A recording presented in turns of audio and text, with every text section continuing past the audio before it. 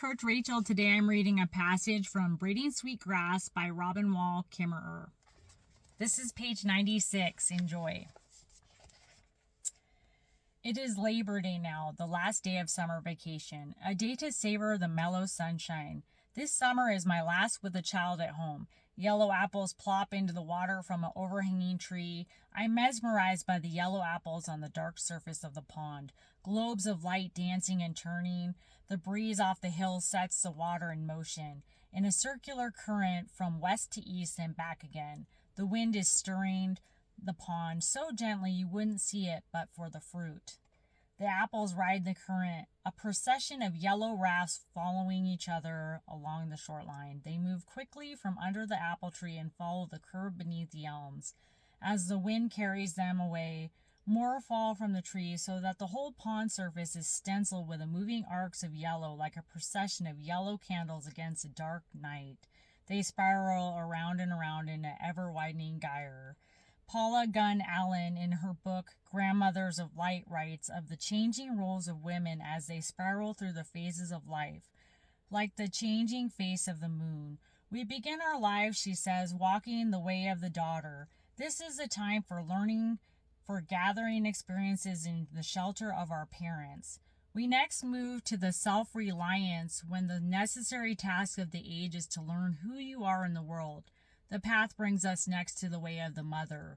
This, Gunn relates, is a time when her spiritual knowledge and values are all called into service of her children. Life unfolds in a growing spiral as the children begin their own paths, and mothers, rich with knowledge and experience, have a new task set before them. Allen tells us that our strengths turn now to a circle wider than our own children, to the well-being of the community.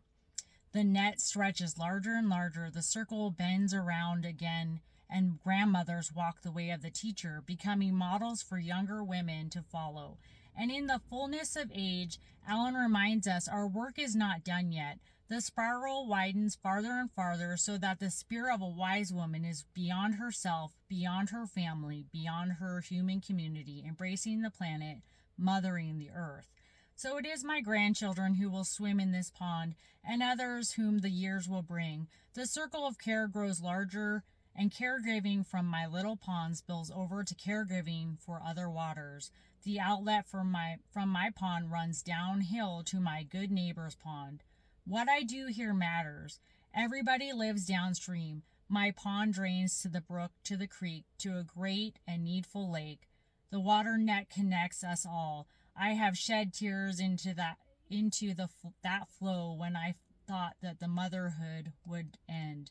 But the pond has shown me that being a good mother doesn't end with creating a home where just my children can flourish.